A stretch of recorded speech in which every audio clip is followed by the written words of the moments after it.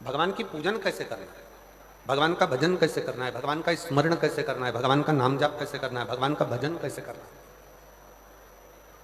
प्रवचन देने वाला प्रवचन देगा, दूसरा उसको सुनेगा, अपने विवेक में रहेगा, बुद्धि में रहेगा, अपने ऊपर उतारेगा। पर कथा पहले सबसे पहला काम करती है, जो कथा बांचने वाला है उस पर अमल कराता है। स्वयं का पथ निश्चित करती है, और स्वयं का पथ निश्चित करने के बाद कथा फिर भगवान को कैसे भजना है, भगवान का कैसे स्मरण करना है, ये निश्चितता करती है। हमारा एक निवेदन बेटा बेटियों से, नवयुवक बच्चों से, माता पिता का हाथ पकड़कर जब तक आप चले, आपके निर्णय आपके माँ बाप ले। जब तक बच्चा अपने माँ बाप का हाथ पकड़कर चले, निर्णय माता पिता ले।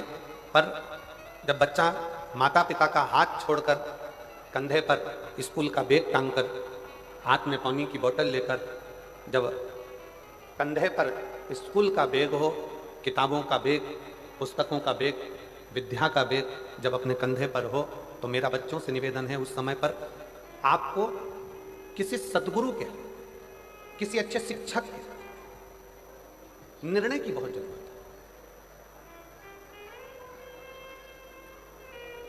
हमने पहले कथा में एक बार कहा था कि 4 तरह के गुरु होते हैं। पहले नंबर पर गुरु है मां, दूसरे नंबर पर गुरु है पिता, तीसरे नंबर पर गुरु है शिक्षक, और चौथे नंबर पर गुरु है सदगुरु।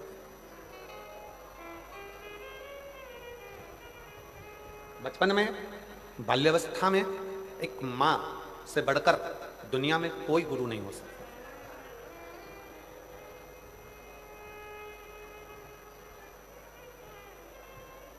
बच्चा डॉक्टर बनेगा कि बच्चा कलेक्टर बनेगा, बच्चा एसपी बनेगा कि बच्चा डीएसपी बनेगा, बच्चा मंत्री बनेगा कि संतरी बनेगा कि कलंतरी बनेगा, बच्चा क्या बनेगा, बच्चा व्यापारी बनेगा, व्यवसायी बनेगा कि नौकरी करेगा, एक माँ निश्चित कर देती है। क्योंकि वो माँ अपने बच्चे को दूध भी पिलाती है तो ज्ञान भी देती है।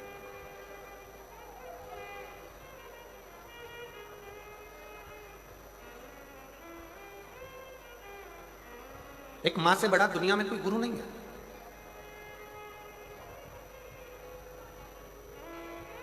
और नवयुवक बेटा बेटी अपनी बुद्धि में ये बात बिठाएं। कई लोग ऐसे हैं जिनको सहेलियों की बात अच्छी लगती है, दोस्तों की बात अच्छी लगती है, पर घर के माँ बाप की बात अच्छी नहीं लगती। कई लोग ऐसे बैठे हैं जिनको गांव के लोगों की, शहर के लोगों की, मित्र दोस्तों की, व्यापारियों की, व्यवसायियों की बात अच्छी लगती है, अपना साथ में काम करने वालों की बात अच्छी लगती है, पर घर के बुजुर्गों की बात अच्छी नहीं लगती। कई बहुएं हैं, कई बेटे हैं, कई बेटियां हैं, कई दामाद हैं, कई बेटियां जिनको लोगों की बात अच्छी लगती है, पर घर के बुजुर्गों की, घर के माता पिता की बात अच्छी नहीं लगती।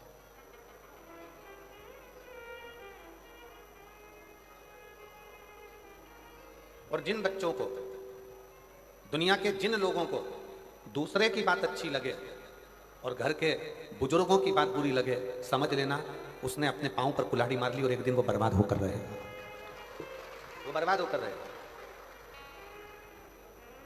जिसको दुनिया में दूसरे का धर्म अच्छा लगता है, अपना धर्म बुरा लगता है, जिसको पराया धर्म अच्छा लगे, पराये लोग अच्छे लगें, पराये धर्म के लोग अच्छे लगें, दूसरे के त्यौहार अच्छे लगें और खुद के त्यौहार बुरे लगें, खुद का धर्म बुरा लगे, समझ लेना कि तुम अपने पांव पर कुल्हाड़ी मार रहे हो।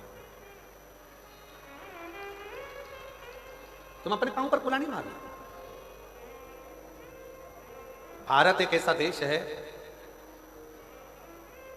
365 दिन में से, कितने दिन? 365 दिन में 400 उत्सव मनाए जाते हैं भारत में। अब जरा विचार करिएगा, दिन है 365 और हमारे यहाँ त्यौहार कितने मनाए जा रहे हैं? 400। जम के बोलो जरा, 400। 365 दिन में भारतीय संस्कृति में, भारतीय सभ्यता में, भारतीय सनातन धर्म में 365 दिन हैं और 365 दिन में 400 हमारे यहाँ त्यौहार हैं। अब जरा विचार करिएगा, कभी कभी एक दिन में 2-2 त्यौहार पड़ जाते हैं। अमावस्या पड़ी तो शनिचरी अमावस्या पड़ जाएगी, ये अमावस्या पड़ जाएगी, वो अमावस्या पड़ जाएगी, पूर्णिमा पड़ी तो ये पड़ जाएगी। 365 दिन है और सनातन धर्म में 400 त्यौहार हैं। 400 त्यौहार हमको क्या कम पड़ रहे हैं जो हम दूसरे धर्म के त्यौहार मनाते फिर, दूसरे धर्म में जाते फिर? अपने त्योहार में क्या कमी है? क्यों?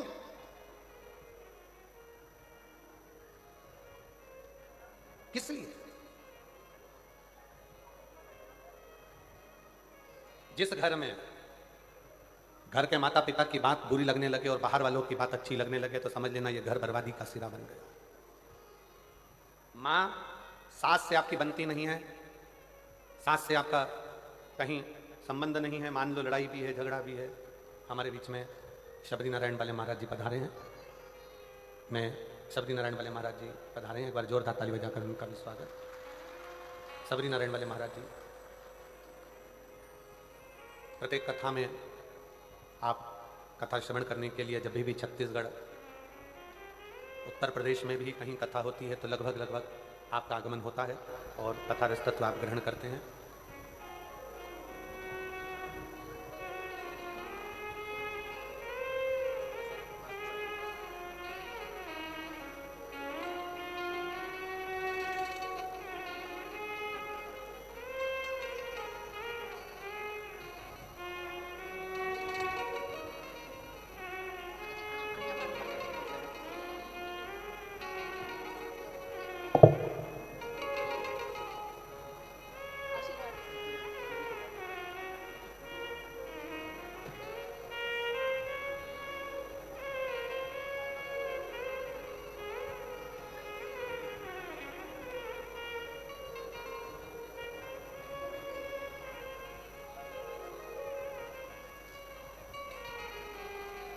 हमारे बीच में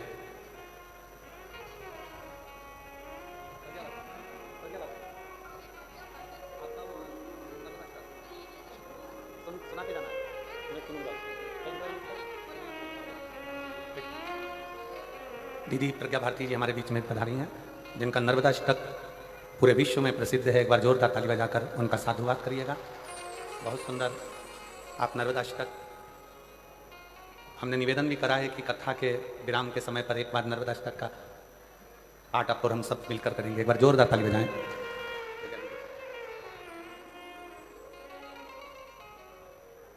शिव कथा कर रही है, भगवान शंकर का संवाद कर रहा है, शिव महापुराण की कथा कर रहा है, शिव तत्व कह रहा है।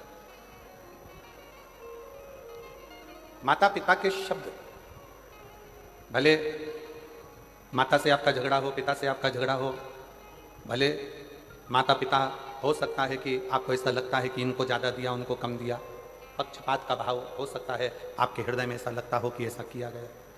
पर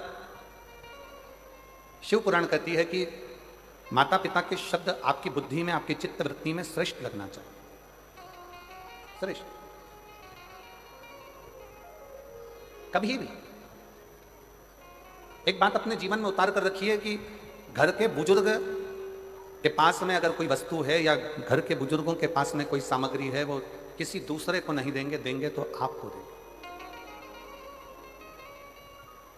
देंगे तो आपको देंगे, किसी दूसरे को नहीं। उसी तरह शिव महापुराण की कथा कहती है कि घर का जो बुजुर्ग है, घर का जो बड़ा है, घर का जो बयो है, अगर वो आशीर्वाद देगा, यदि कुछ आपको प्रदान करेगा, वो किसी अन्य को जो दे रहा है उससे 4 गुना ज्यादा प्रबल वो बल आशीर्वाद आपको दे रहा है, आपको प्रदान करेगा। इसलिए प्रयास करें। हम मना नहीं करेंगे कि आप बाहर वालों की बात को मत मानो, आप दुनिया की बात को मत मानो, आपकी सहेली की बात को मत मानो, आपके दोस्त की बात को मत मानो, खूब मानो।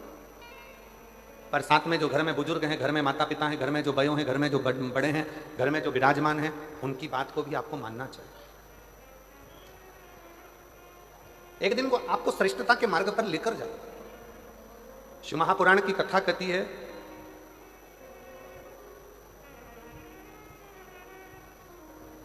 जिस समय पर ब्रह्मा जी के मन में कोई संशय उत्पन्न होता था, ब्रह्मा जी जब सृष्टि का निर्माण करते हैं और सृष्टि का निर्माण करते करते जब ब्रह्मा जी के मन में संशय उत्पन्न होता है तो भगवान शंकर के पास जाकर बैठते हैं, भगवान शिव के पास जाकर बैठते हैं।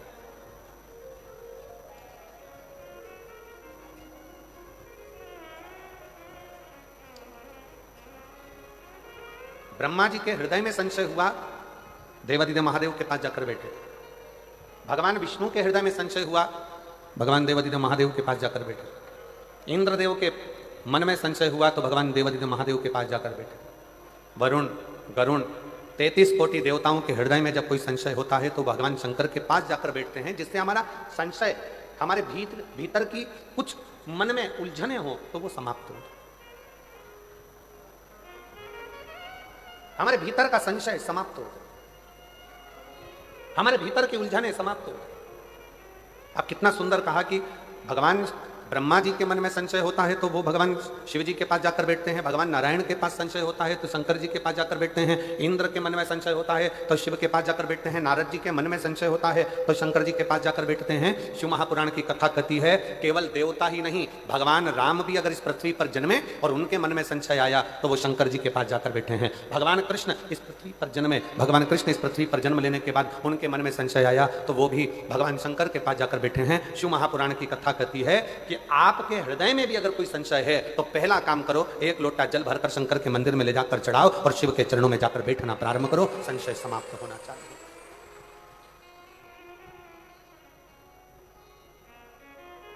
संशय समाप्त।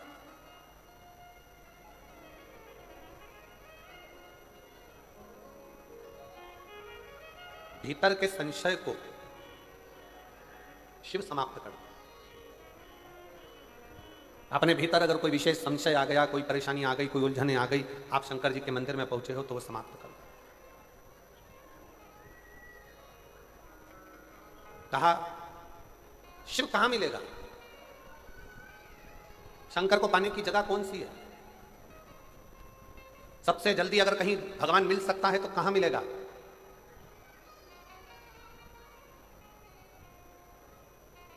शबरी नारायण वाले महाराज जी बैठे हुए हैं, माँ शबरी का बड़ा सुंदर चरित्र इन्होंने एक बार शबरी नारायण में जब हम कथा करे थे लगभग 7-8 साल पहले, बल्कि और ज़्यादा समय हो गया होगा, 9-1 साल के लगभग में शबरी नारायण में कथा हुई थी 9-1 साल पहले। तब आपने एक प्रसंग सुनाया था महाराज जी कि प्रथम भक्ति में सत्संग मूल है, प्रथम भक्ति सत्संग की मूल था।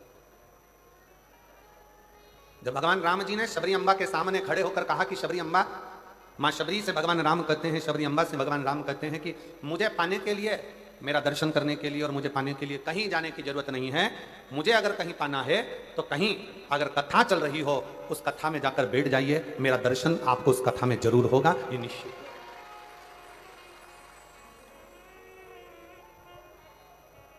अब किस रूप में होगा, कहां होगा, कैसे होगा, ये वो निश्चित करता है, उसकी निश्चितता वो करता है। 7 दिन की कथा में आज कथा का 6ठा दिन है जिसको शिवरात्रि कहा जाता है। आज शिव भक्त रात भर यहाँ रुककर कीर्तन करते हैं। सुबह 8 बजे से 11 बजे तक शिव भक्त कथा सुनते हैं। 11 बजे इस भूमि को नमन करके प्रणाम कर कर उस भूमि का रज अपने मस्तक चढ़ाते हैं। बाबा को झोली पसार कर प्रणाम कर कर बाबा से अपने मन की बात कहकर बाबा के इस पवित्र प्रांगण से जाते हैं और कहते हुए जाते हैं, मेरे भोले बाबा, मेरे पिता, हे बाबुल, ऐसी कृपा करना मेरे भोलेनाथ कि 3 महीने के अंदर मेरा भी पत्र व्यासपीठ पर पहुंच जाए, ऐसी करुणा तू मेरे ऊपर कर, ऐसी दया तू मेरे ऊपर कर। विनय करते, निवेदन करते हैं। और केवल 2 दिन, आज का दिन और कल का दिन, कल कथा 11 बजे विराम हो जाएगी, फिर आपका और हमारा मिलन 1 अप्रैल को होगा, 5 अप्रैल तक शाहदा में 1 बजे से 4 बजे तक महाराष्ट्र में। फिर अपन 1 बजे से 4 बजे तक शिव महापुराण की कथा महाराष्ट्र से श्रवण करेंगे। नूतन संवत्सर की करेंगे, नूतन वर्ष की करेंगे, नए वर्ष की, नए संवत्सर की, और एक नई ऊर्जा के साथ कि हम नूतन वर्ष की पहली कथा सुन रहे हैं। बाबा हमारे मन के मनोरथ पूर्ण करे। शिव के पास जाओ, शंकर के पास जाओ, शिव के पास जाकर बैठो, शंकर जी के पास जाकर बैठो, अपनी उलझनों को समाप्त करिए, अपनी उलझनों को मिटा दीजिए, अपनी उलझनों को समाप्त कर दीजिए। और शंभु शरणे मांगो घड़ी रे, दुख काटो दया करीने दर्शन आपो। शंभु शरणे मांगू घड़ी रे, दुख काटो दया करीने दर्शन आपो। भगवान शंकर के पास जाकर बैठना मतलब अपने संशय को मिटा देना, अपनी उलझनों को समाप्त कर देना। कहां दर्शन होगा भगवान का? भगवान का दर्शन आप कहां कर सकते हैं? तो किसी ने कहा मंदिर में जाकर भगवान का दर्शन हो सकता है। शिव महापुराण की कथा कहती है मंदिर में जाकर भगवान का दर्शन होगा, पर भगवान के श्री विग्रह का दर्शन होगा, भगवान के स्वरूप का दर्शन होगा, भगवान के श्री विग्रह का दर्शन होगा। और भगवान के असली स्वरूप का दर्शन करना है तो कहां होगा? तो कहा जहां पर भगवान शंकर की शिव महापुराण की कथा हो रही हो, वहां जितने शिव भक्तों का आप दर्शन करें वो शंकर का ही दर्शन होगा, शिव का ही दर्शन, शिव का दर्शन।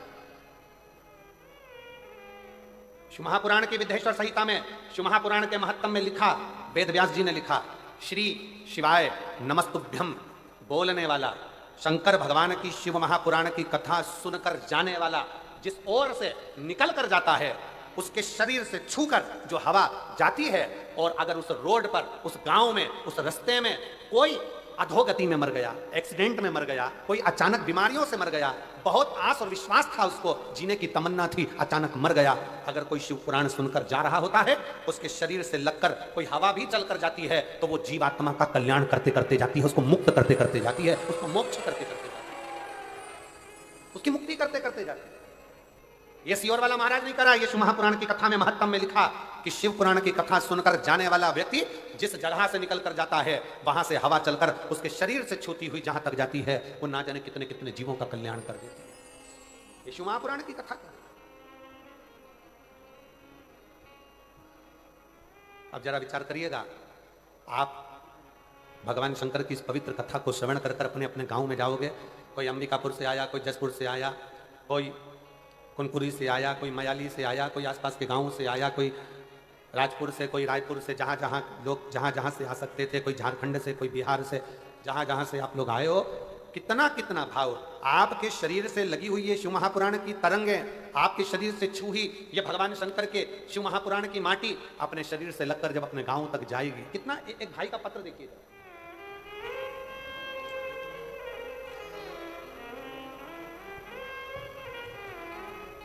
मेरा नाम प्रीति साव है, प्रीति साव, कहीं बैठी हो तो हाथ हिला सकती हूँ। मैं छत्तीसगढ़ राज्य के रायगढ़ जिला के छोटे से गांव से हूँ, कहीं बैठी हो तो हाथ हिला सकती हैं और एक बेलपत्र लेने के लिए आ सकती हैं। प्रीति साव, कहीं बैठी हो तो एक बेलपत्र लेने के लिए आ सकती हैं। मैं छत्तीसगढ़ राज्य के रायगढ़ जिला के एक छोटे से गांव से हूँ। एक लोटा सारी समस्या का हल, गुरुदेव एक लोटे जल का मैं क्या वर्णन करूँ। एक पत्र में उसने सबसे पहले जो लाइन लिखी है, आप भी अपने एलईडी पर पढ़िएगा जरा। इस धरती पर ऐसा कोई इंसान नहीं जिसके पास समस्या नहीं है, पर इस धरती पर ऐसी कोई समस्या नहीं जिसका समाधान शिव महापुराण में नहीं है, जिसका समाधान शिव महापुराण में नहीं है। मैं छत्तीसगढ़ के रायगढ़ जिले के एक छोटे से गांव से हूं गुरुदेव। हमारे यहां पर 500 600 फीट तक पानी नहीं है गुरुदेव। हमारे यहां भी एक बोर 600 फीट का लगा है, पर उसमें भी पानी बहुत कम कम सा आता। फिर एक और बोर कराया 500 फीट का, उसमें भी पानी थोड़ा थोड़ा सा आया।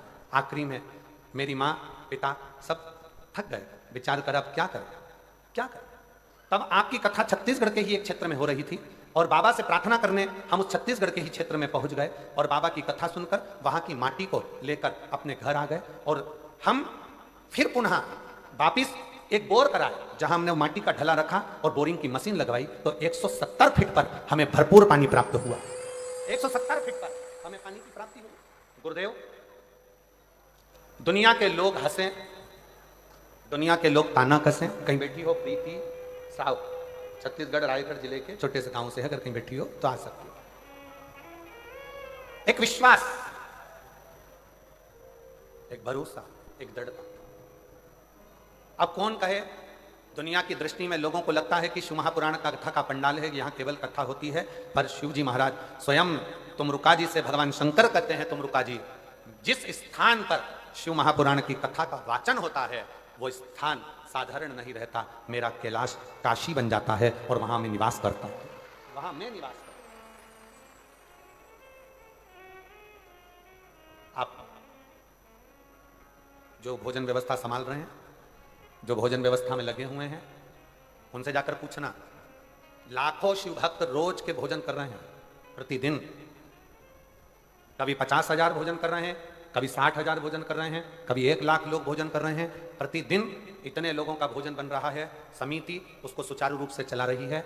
जो भोजनशाला संभाल रहे हैं उनके पास जाकर पूछना, क्यों भैया भोजन भंडारे में कोई चीज की कमी है क्या, भोजन भंडारे में कोई चीज की कमी चल रही है क्या, तो वो हाथ जोड़कर कहेंगे शंकर जी का भंडारा है, ऐसा चल रहा है कि रात दिन लोग खा रहे हैं और मालूम नहीं पड़ रहा। शिव महापुराण की कथा को मैं कौशल्या दीदी जी को बहुत धन्यवाद दूंगा, माननीय मुख्यमंत्री जी की धर्मपत्नी श्रीमती कौशल्या देवी सहाय जी को इस चीज के लिए धन्यवाद दूंगा कि इस शिव महापुराण की कथा का यजमान का कोई नाम कौशल्या दीदी आपने नहीं दिया। इस कथा का यजमान बनाया संपूर्ण क्षेत्रवासियों को, संपूर्ण सनातनियों को, संपूर्ण हिंदुओं को। इस कथा का यजमान पद अगर किसी को दिया तो आपने संपूर्ण क्षेत्रवासियों के, वनवासी निवासियों को, वन में रहने वालों को, आदिवासियों को, वन क्षेत्र में रहने वालों को इस कथा का मुख्य यजमान का पद दिया कि ये वनवासी, ये आदिवासी, ये निवास करने वाले संपूर्ण सनातनी इस कथा के यजमान रहेंगे। मैं आपको बहुत बहुत धन्यवाद देता हूँ इस चीज के लिए। श्री शिवाय नमस्ते। और ये श्रेष्ठता है, ये सहजता है, होना चाहिए।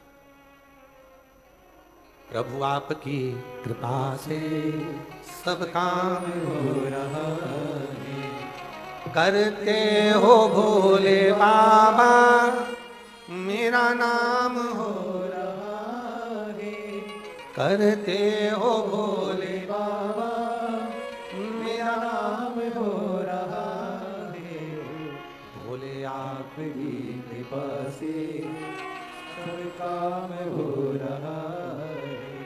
मैं तो नहीं हूँ काबिल तेरा पार कैसे पाऊँ, मैं तो नहीं हूँ काबिल तेरा पार कैसे पाऊँ, टूटी हुई वाणी से गुणगान कैसे गाऊँ, टूटी हुई वाणी से गुणगान कैसे गाऊं, करता नहीं मैं कुछ भी सरेआम हो रहा है, भोले आपकी कृपा से सब काम हो रहा है, भोले आपकी कृपा से सब काम हो रहा है, करते हो डमरू वाले मेरा नाम हो रहा है, करते हो डमरू वाले मेरा नाम हो रहा है। ये उसकी कृपा से, ये उसकी दया से। कल शाम को माननीय आईजी महोदय, माननीय एसडीएम महोदय, माननीय कलेक्टर महोदय, माननीय एसपी महोदय, माननीय नंदे जी, सबसे मिलना हुआ था शाम को। तो एसपी सर और कलेक्टर सर एक बात बोले, बड़ी सुंदर बात थी, बहुत अच्छा लगा सुनकर कि महाराज जी इस आदिवासी वनवासी क्षेत्र के लोगों का कोई, उन्होंने शंकर जी की बहुत भक्ति करी होगी जो ये शिव पुराण की कथा यहां पहुंची है, ये उनकी भक्ति का। मैं क्षेत्रीय जसपुर क्षेत्र के कलेक्टर महोदय, एसपी, आईजी, एसडीएम, कमिश्नर आदि सबको बहुत बहुत, यहाँ के एसएसपी, एसपी, टीआई सबको साधुवाद देता हूँ कि आपकी सोच में, आपकी बुद्धि में कम से कम वनवासी क्षेत्र का कल्याण है। कल्याण कितना सुंदर वर्णन किया कि इनके पुण्य थे।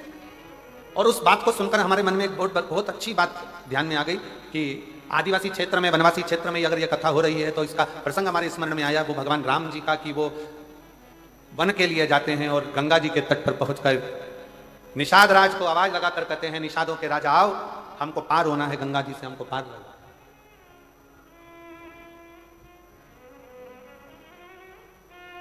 हमको पार होना है, गंगा के तट से हमें पार उतारिए। तो वो कहते ना, कभी कभी भगवान को भी भक्तों से काम पड़े, जाना था गंगा पार प्रभु केवट की नाव।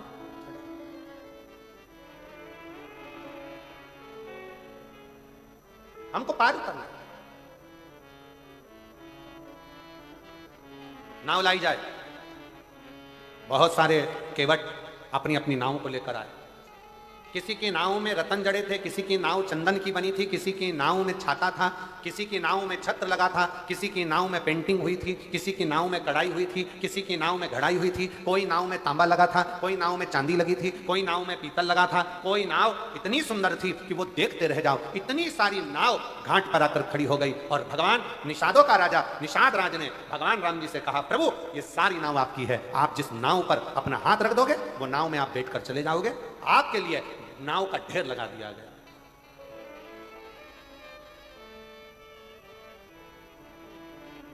ये सारी नाव आपकी है,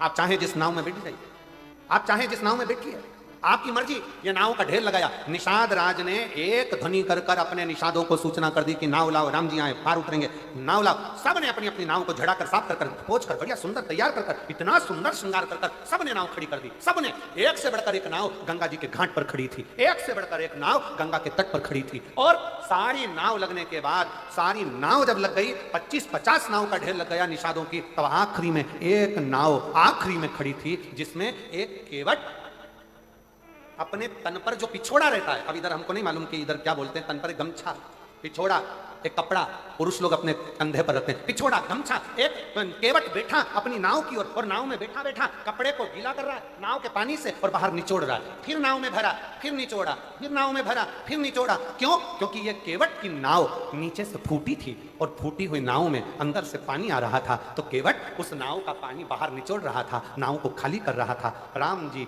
इतनी सुंदर सुंदर नाव को देखे और देखने के बाद राम जी आगे बढ़ते बढ़ते बढ़ते बढ़ते बढ़ते बढ़ते उस केवट के पास पहुंच गए जिसकी नाव में छेद था। नाव पुरानी थी और केवट के पास जाकर कहा, केवट तुम्हारी नाव लगाओ, मैं इससे पार उतरूंगा, तुम्हारी।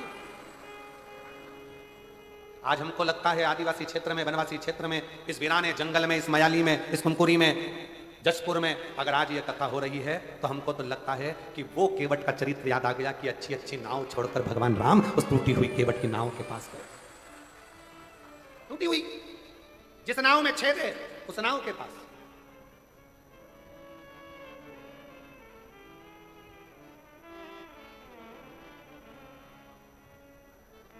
राम जी ने कहा, केवट नाव लगाओ। केवट राम जी को देखता रहा, सुध नहीं पड़ी। जिस समय पर पहली बार अनाउंस हुआ होगा व्यासपीठ से कि मयाली जसपुर में कुनकुरी के अंतर्गत मधेश्वर महादेव में शिव महापुराण की कथा है, तो आधे तो जसपुर वालों के टेंशन हो गया होगा, इतनी पास, इतनी नजदीक, सोचा ही नहीं था, कभी नहीं सोचा था कि महाराज यहां जाएगा, कथा हो जाएगी। आधे से ज्यादा मेरी जीजियों ने तो मुझे लगा होगा कि उस दिन गुलाब जामुन बना के खाई होगी, पक्का। इतनी नजदीक, इतनी नजदीक। और कई मेरी बेटियां बैठी हैं, कई मेरे बेटा बैठे, कई मेरी जीजियां बैठी, उनको नींद नहीं आई होगी जब तक कथा चालू नहीं हुई होगी ना, इनको बेचैनी अंदर से तड़फन हो रही होगी। 2 दिन बचे हैं, 3 दिन बचे हैं, 1 दिन बचा है, बस आने वाली है, आने वाली है शिवपुराण होने, शंकर कथा, शिव शंकर आने वाला है। मेरा शंकर आएगा, मेरा शंकर आएगा, मेरा शंभु आएगा, मेरा शंभु आएगा। उसके हृदय में, उसकी आंखों से शिव को पाने की ललकता बढ़ती गई। मेरा भोला आएगा, मेरा शंभु आएगा, मेरा शंकर आएगा, मेरा शंकर आएगा, मेरा शंकर आएगा। और उसके हृदय में बेचैनी बढ़ने लगी, मेरा शंभु आएगा, मेरा शंकर आएगा, मेरा शंकर आएगा, मेरा शंकर आएगा। जो बेचैनी बढ़ी, शिव को पाने की ललकता बढ़ती चली गई, बढ़ती चली गई। मेरा शंकर आएगा, मेरा शंभु आएगा, मेरा शंकर आएगा, मेरा शंभु आएगा। ललकता बढ़ती चली गई, शिव को पाने की ललकता बढ़ती चली गई। शिव शिव शंकर ओघड़दानी दर्शन देने के लिए पहुंचेगा, उसको पाने की ललकता बढ़ती चली गई। आएगा मेरा शिव आएगा, मेरा शंकर आएगा, आएगा मेरा शिव पहुंचेगा, उसको पाने की ललकता बढ़ती चली गई, बढ़ गई। उसको देखने की, उसको पाने की, उसको निहारने की ललकता बढ़ती चली गई। और मेरे भोले तेरा सहारा है, मेरे भोले तेरा सहारा है, मेरी नैया का तू किनारा है, मेरी नैया का तू किनारा है। ओ मेरे बाबा तुझे पुकारा है, मेरे बाबा तुझे पुकारा है, मेरी नैया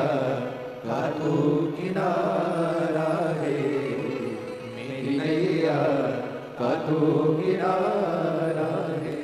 मेरे भोले तेरा सहारा है, मेरे भोले तेरा सहारा है, मेरी नैया का तू किनारा है, मेरी नैया का तू किनारा है। उसकी प्रतीक्षा, उसकी बाट जोना, उसका इंतजार करना, वो आए, वो आए।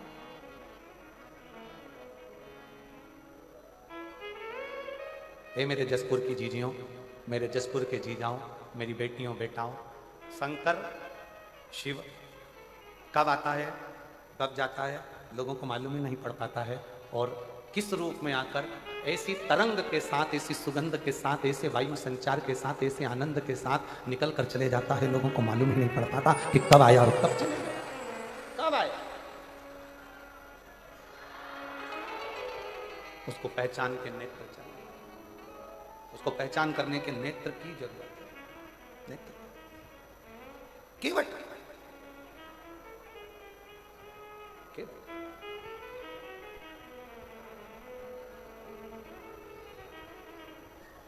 तेरी नाव लगा ले,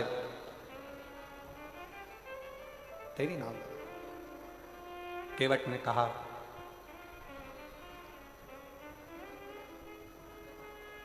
मेरी नाव बड़ी है पुरानी, डूबने की है इसकी कहानी। मेरी नाव बड़ी है पुरानी, डूबने की है इसकी कहानी। कहीं डूब ना जाए मझधार, प्रभु जी से पार लगा देना। कहीं डूब ना जाए मझधार, प्रभु जी से पार लगा देना। मेरी नाव बड़ी है पुरानी, सब बोलिए, मेरी नाव बड़ी है पुरानी, मेरी नाव बड़ी है पुरानी, डूबने की है इसकी कहानी, डूबने की है इसकी कहानी। और कहीं डूब ना जाए मझधार, भोले जी से पार लगा देना। देवाधिदेव महादेव भगवान शिव ओगरदानी त्रिकालदर्शी कैलाशी अविनाशी शंकर मेरे शंभू की कथा कर रही है।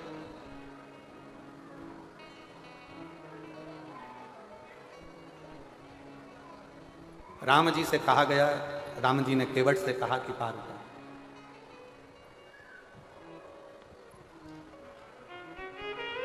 नाव पार उतार।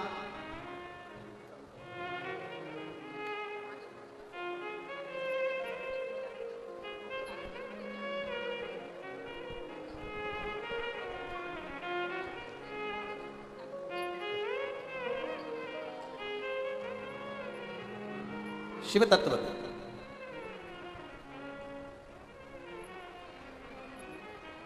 भगवान शंकर की कृपा, राम जी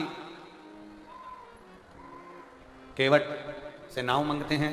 केवट स्तुप्त हो, एकदम स्थिर राम जी को देख रहा है, राम जी केवट जी को देख रहे हैं, दोनों एक दूसरे को देख रहे हैं और देखने में लगे हैं, क्योंकि केवट को आश्चर्य इस बात का है कि यहाँ रतन माणिक सोना चांदी पीतल तांबा चंदन की जड़ी हुई नाव खड़ी की खड़ी रह गई और मेरी टूटी फूटी नाव में राम जी बैठने के लिए आ गए। इससे बढ़कर कृपा और क्या हो सकता।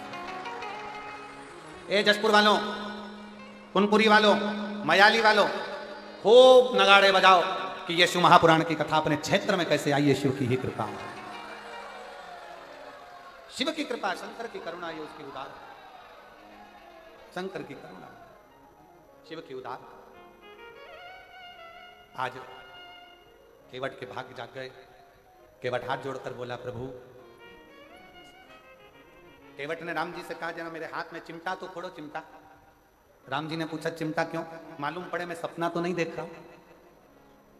केवट प्रसन्न भाव में बोले, राम जी कहते तू सपना नहीं देख रहा, चल चल बिठा, जल्दी बिठा, बिठा जल्दी से। केवट बोला, नहीं नहीं नहीं नहीं, अभी इतनी जल्दी नहीं बिठाने वाला। तो क्यों? ऐसा कौन सा काम पड़ गया तेरे को कि तू अभी पार नहीं करेगा इतनी सारी नाव? केवट ने पहले राम जी से कहा कि सारे नाव वालों से कह दो कि तुम जाओ, अब मैं इस नाव में बैठ के जाऊंगा। राम जी ने लक्ष्मण जी से कह दिया, बोल दो निषाद राज को, जितनी नाव लगी हैं 50 की 50 नाव वाले सब चले जाओ, अब हमको नाव मिल गई है, हम इसमें बैठ कर जाएंगे। ठीक है, और सारी नाव भेज दी। अब सब नाव चली गई, नाव तो सब चली गई पर अकेले केवट की नाव ले गई। और ऐसा ही होता है जब सारी गांव की दुकानें बंद हो जाती है किराने की, और एक किराने की दुकान खुली रहती है, तो जो 50 रुपए किलो का चावल है वो 55 में बिक जाता है। सारी सब्जी की दुकान बंद और एक सब्जी की दुकान खुली है, तो तुम जाकर पूछोगे क्यों, आलू क्या भाव, तो उसकी मर्जी 50 रुपए किलो, 60 रुपए किलो। भिंडी क्या भाव, 40 रुपए किलो। अरे कल तो 20 रुपए थी, 15 रुपए थी, भिंडी इतनी कीमत वाली हो गई। तो क्या भिंडी भी तो है, इतने की आई एक दुकान। अब सारी नाव चली गई, अकेली एक नाव केवट की बची। अब भगवान राम जी से केवट कहने लगा, प्रभु एक बात कहना चाहता हूँ, बिठाने को तो अब भी नाव में बिठा लूंगा, पार भी उतार दूंगा, पर दिक्कत इतनी सी है, मैंने सुना है, मेरे को सूचना मिली है कि तुम्हारे चरण की रज से पत्थर स्त्री बन गई थी, तो मुझे ऐसा लगता है कि मेरी नाव भी स्त्री बन जाएगी। इसलिए निवेदन है प्रभु, मेरे हाथ से एक बार तुम्हारे चरण धो दूं, फिर तुम्हें नाव में बिठाऊंगा, इससे ज्यादा कुछ नहीं चाहिए।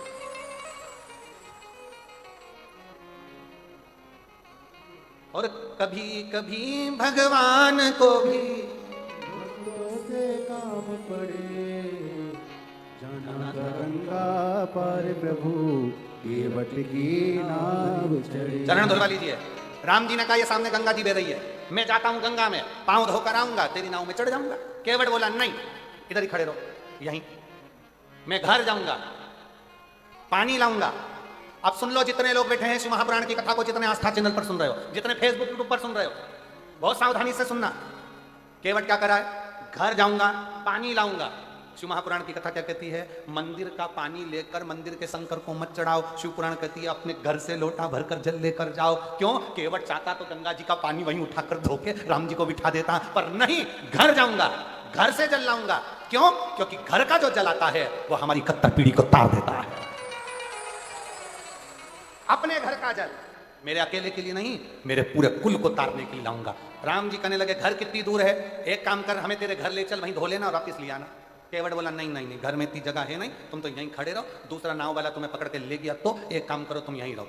राम जी बोले, ठीक है, जल्दी जा, जल्दी आना। केवट जाने लगा, इतने में लक्ष्मण जी राम जी के पास आकर बोले, प्रभु मेरा एक निवेदन स्वीकार करोगे। राम जी ने पूछा, क्या, क्यों इसके चक्कर में पड़े हो, दूसरी नाव बुला लेते हैं और निकल जाते हैं। केवट ने सुनते से दौड़ के वापिस आ गया, राम जी का हाथ पकड़कर गंगा नदी की रेत पे खड़ा कर दिया, और राम जी का हाथ पकड़कर खड़ा कर एक उंगली से चारों तरफ घेरा बना दिया, और घेरा बनाकर कहा, प्रभु अगर इस घेरे से बाहर निकले तो मेरी सौगंध है तुमको।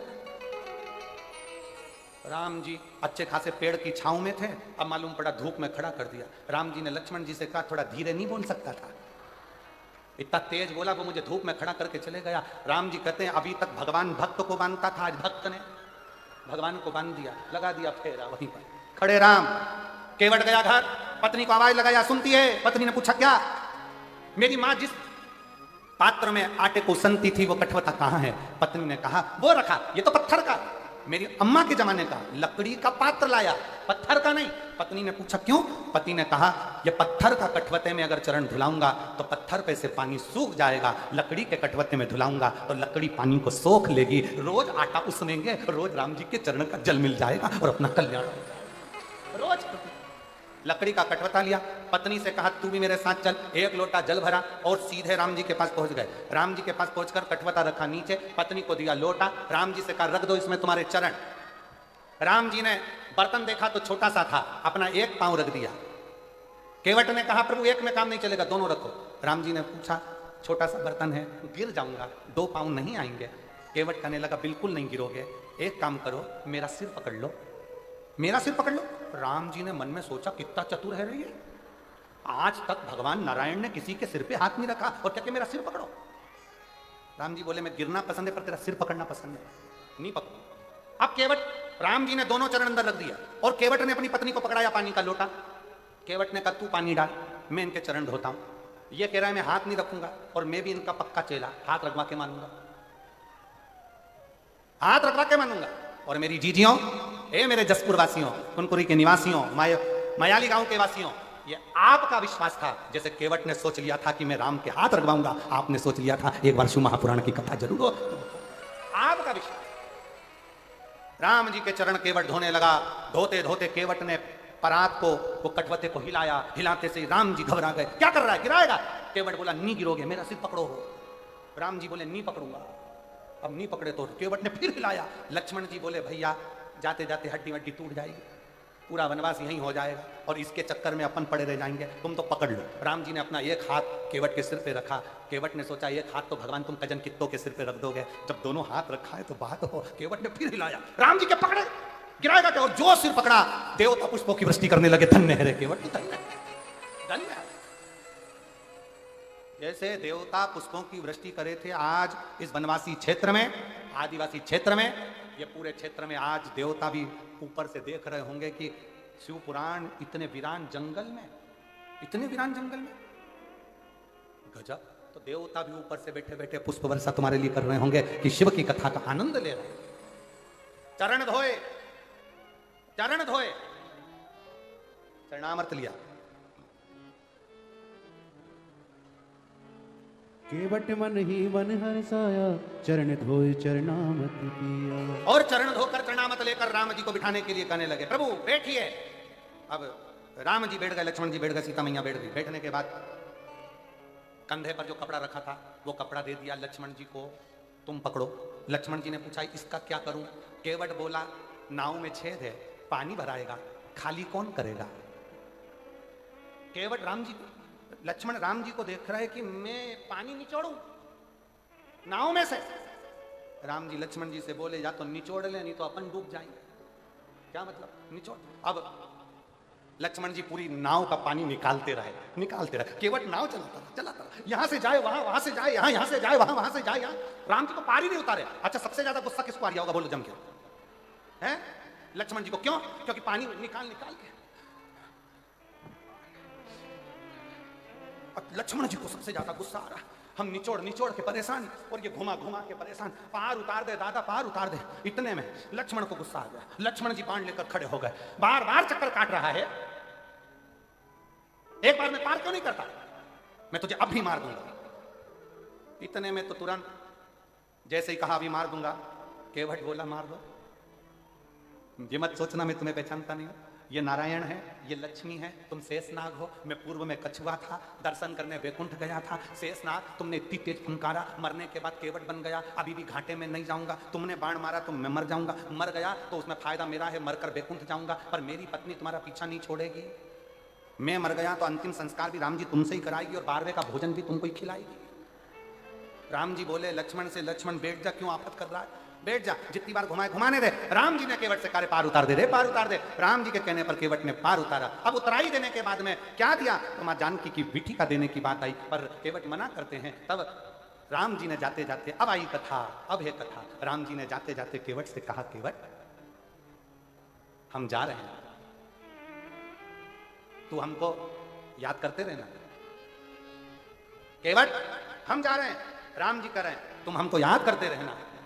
इतने में केवट बोला प्रभु, राम जी से केवट कहता है प्रभु घर में इतना काम पड़ा है, नाव अलग चलाना रहती है, फूटी हुई नाव का पानी अलग निकालना रहता है, अब बताओ ऐसे में मैं तुमको कैसे याद करूंगा?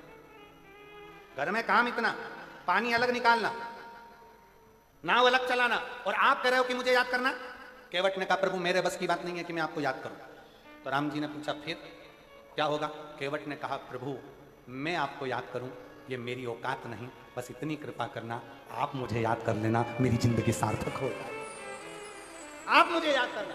और शायद जसपुर वासियों के लिए, मयाली वालों के लिए, किंकरी वालों के लिए ये बहुत बड़ी बात है कि आप भले शंकर भगवान को, मधेश्वर नाथ को याद करे कि नहीं करे, पर मेरे भोलेनाथ ने आप सबको याद कर लिया, इसलिए शिव महापुराण की कथा यहाँ।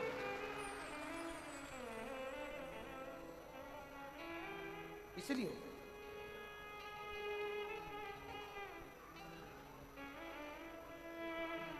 और मेरी नाव बड़ी है पुरानी, सब बोलिए सब, मेरी नाव बड़ी है पुरानी और डूबने की है इसकी रवानी। मेरी नाव बड़ी है पुरानी डूबने की है इसकी रवानी। कहीं डूब न जाए मझधार भोले जी से पार, लगा देना। नाव से मतलब केवल नाव का मतलब नहीं है ये शरीर, नाव का मतलब है हम। मेरी नाव बड़ी है पुरानी, डूबने की है इसकी रवानी, और कहीं डूब न डूब ना जाए मझधार, भोले जी से पार लगा देना। नंदीनाथ मेरो संदेश भोले से जाए सुना देना। हम जब शंकर के मंदिर में जाएं एक लोटा जल समर्पित करने के लिए, तो भगवान शंकर से कहना, भोले बाबा, ए नंदीश, हे नंदी बाबा, हो सकता है हम याद करना भूल जाएं, पर मेरे डमरू वाले, हे नंदी बाबा, तुम मुझे मत भूल जाना। मैंने एक लोटा जल चढ़ाया है ना, एक दिन शंकर को लेकर मेरे दरवाजे पर जरूर आना। इतनी कृपा जरूर, इतनी दया। और तुम तो जानो भोले जी घट घट की, हर एक के घट की बात जानता है, इसलिए उसका नाम शिव है। तुम तो जानो भोले जी घट घट के, मेरी नैया भंवर बिच अटकी, और मेरो दूजो नहीं आधार, भोले जी से पार लगा देना। नंदीनाथ मेरो संदेश भोले से जाए सुना देना। हार हार महादेव, उस शिव से अपने हृदय की बात कही। शंकर भगवान के मंदिर में जाकर नंदी के कानों में जाकर कहिए कि मैं भूल जाऊं, मान लो मैं भूल जाऊं, पर आप मत भूलो, आप ना। हमारा स्वभाव है हम भूल सकते, हम भूल जाए। भाई तारकासुर ने वर मांगा था कि मैं अगर प्राण त्यागूं तो शिव जी के पुत्र के द्वारा था, शंकर जी का पुत्र के द्वारा मेरे प्राण छूटे।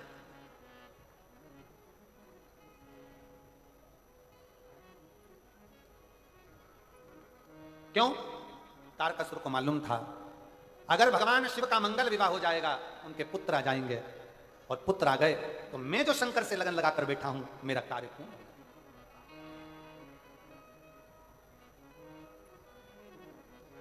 शिव से लगन और नित्यता शिव के स्मरण की नित्य। वो कहते हैं ना, हे महादेव भगवान शिव, ओगरदानी त्रिकालदर्शी कैलाश विनाशी शंकर, तारकासुर का संहार स्वयं शरानंद कार्तिकेय करते हैं। हमारे बीच में प्रज्ञा दीदी विराजमान हैं, मैं उनको आमंत्रित करता हूं, जिनका नर्मदाष्टक सुनने के लिए पूरा विश्व ललायित रहता है।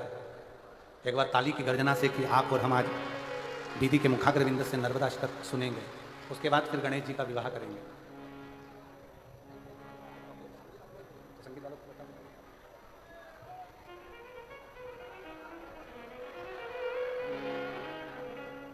बहुत सुंदर आप नर्मदाष्टक मां नर्मदा जी का गुणगान करते हैं बड़े भाव से, आनंद के साथ में। बड़ा सौभाग्य है आपका और हमारा जो शिवरात्रि के पावन अवसर पर, कथा के छठे दिन की शिवरात्रि के अवसर पर मां नर्मदाष्टक का अपन पाठ कर रहे हैं। उसके बाद में भी कथा बाकी है, गणेश जी का ब्याह होगा, उसके पहले उठना नहीं है, सबको बैठकर आनंद लेना है आपको। हर हर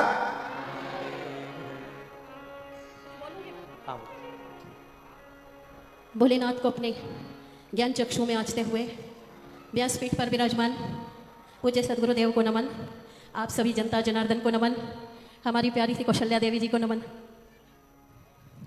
आज मैं इस कथा में आई, मैंने अपने आने की सूचना कौशल्या जी को नहीं दी, अचानक आई हूँ, समय नहीं बताया। इन्होंने कहा था आना है, मैंने कहा आऊँगी, समय की सूचना नहीं दी, अचानक से आई।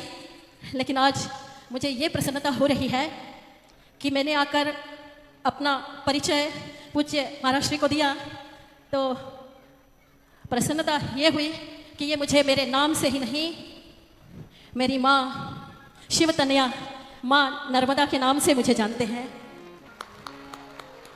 एक बार प्रेम से कहें नर्मदा मैया की जय। पूज्य महाराज श्री, दो शब्द आपसे कहना चाहती हूँ। दिल की बात है कि जब ये भारत देश रामलला की प्राण प्रतिष्ठा के पूर्व शिव भक्ति में सराबोर हो रहा था तो मैं समझ नहीं पाई, लेकिन ये जवाब मुझे रामलला की जब प्राण प्रतिष्ठा हो रही थी तब मिला कि शास्त्र सही कहते हैं, बिना सदगुरु के शिव की कृपा नहीं होती और बिना शिव की कृपा से राम की कृपा नहीं होती। पूज्य गुरुदेव, ये भारतीय संस्कृति आपकी ऋणी है, यह देश आपका ऋणी है, यह समाज आपका ऋणी है कि आपने सही दिशा प्रदान की है समाज को। और मुझे माँ नर्मदा के पावन चरणों का स्मरण इस पावन भूमि में करने का अवसर प्रदान किया है। आए कुछ शब्द माँ नर्मदा के चरणों में पुष्पांजलि के रूप में अर्पण कर रही हूँ। सविंदु सिंधु सुस्खल तरंग भंग रंजितम त्विशत्सु पाप जात जात कारिवारि संयुतम कृतांत दूत काल्य भूत भीति हारि वर्मदे त्वदीय पाद पंकजम नमामि देवी नर्मदे त्वदीय पाद पंकजम नमामि देवी नर्मदे त्वदंबुलीन दीनमीन दिव्य संप्रदायकम कलोमलोघ भारि हारि सर्वतीर्थनायकम लक्ष लक्ष लक्ष लक्ष सार नर्मदे त्वदीय पाद पंकजम नमामि देवी नर्मदे त्वदीय पाद पंकजम नमामि देवी नर्मदे त्वदीय पाद पंकजम नमामि देवी नर्मदे महागंभीर नीरपूर पाप दूत भूतलम मनत् समस्त पातकारि दारिता पदाचलम जगल्लये महाभये प्रकंड शोण हर्मदे त्वदीय पाद पंकजम नमामि देवी नर्मदे त्वदीय पाद पंकजम नमामि देवी नर्मदे त्वदीय पाद पंकजम नमामि देवी नर्मदे अलक्ष लक्ष किन्नरामरासुराति पूजितं सुलक्ष नीर तीर धीर पक्षि लक्ष पूजितं वशिष्ठ शिष्ट पिप्पलादि कर्दमादि शर्मदे त्वदीय पाद पंकजं नमामि देवी नर्मदे त्वदीय पाद पंकजम नमामि देवी नर्मदे त्वदीय पाद पंकजम नमामि देवी नर्मदे सनत् कुमार नाचिकेत कश्यपात्रि षट्पदे घृतं स्वकीय मानसेषु नारदादि षट्पदे रविन्दुरन्ति देवदेव राज्य कर्म शर्मदे त्वदीय पाद पंकजं नमामि देवी नर्मदे त्वदीय पाद पंकजम नमामि देवी नर्मदे त्वदीय पाद पंकजम नमामि देवी नर्मदे अलक्ष लक्ष लक्ष पाप लक्ष सार सायुधं ततस्तु जीव जन्तु तन्तु भुक्ति मुक्तिदायकं विरञ्च विष्णु शङ्करं स्वकीय धाम वर्मदे त्वदीय पाद पंकजं नमामि देवी नर्मदे त्वदीय पाद पंकजम नमामि देवी नर्मदे त्वदीय पाद पंकजम नमामि देवी नर्मदे इदन्तु नर्मदाष्टकं त्रिकालमेव हि सदा पुनर्पुनर्भुतात् पुनर्भवानरानवे विलोकयन्ति रौरवं त्वदीय पाद पंकजं नमामि देवी नर्मदे त्वदीय पाद पंकजम नमामि देवी नर्मदे त्वदीय पाद पंकजम नमामि देवी नर्मदे सविन्दु सिन्धु सुस्खलत् तरंग भंग रंजितं विशत्सु पाप जात जात कारिवारि संयुतं कृतांत दूत काल्य भूत भीति हारि वर्मदे त्वदीय पाद पंकजं नमामि देवी नर्मदे त्वदीय पाद पंकजम नमामि देवी नर्मदे त्वदीय पाद पंकजम नमामि देवी नर्मदे त्वदीय पाद पंकजं नमामि देवी नर्मदे त्वदीय पाद पंकजम नमामि देवी नर्मदे बोलिए नर्मदा मैया श्री शिवाय नमस्तुभ्यं। बहुत बहुत साधुवाद बहुत दीदी बहुत का। धन्यवाद एक बार जोरदार ताली बजाकर साधुवाद करें जिन्होंने इतना सुंदर नर्मदा अष्टक आप और हमको बड़े भाव से श्रवण कराया।